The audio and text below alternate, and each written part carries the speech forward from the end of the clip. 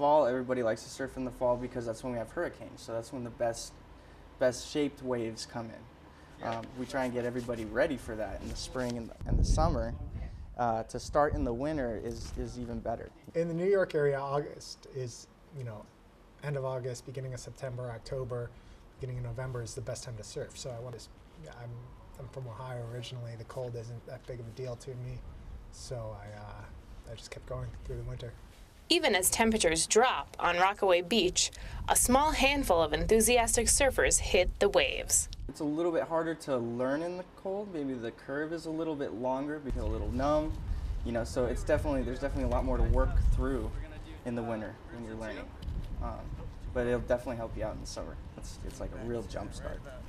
It's like learning how to drive stick first with a car, as opposed to an automatic. Really getting the feel of how your body works on the water, and it's fighting a lot in the winter to actually keep you balanced. Summer it's very jovial, everybody's happy, like very warm water weather, not too much to go against, It's like you really got to want it in the winter.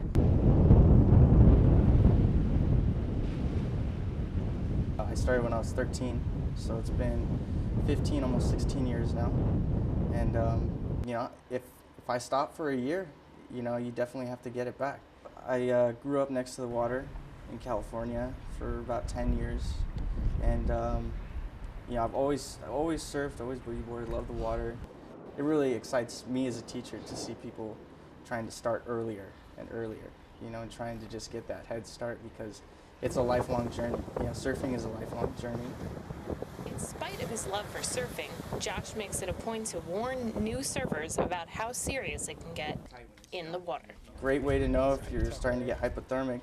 Your fingers are actually the 4 stages of hypothermia. And touch your pinky. If you can't touch your pinky, that's your first stage of hypothermia.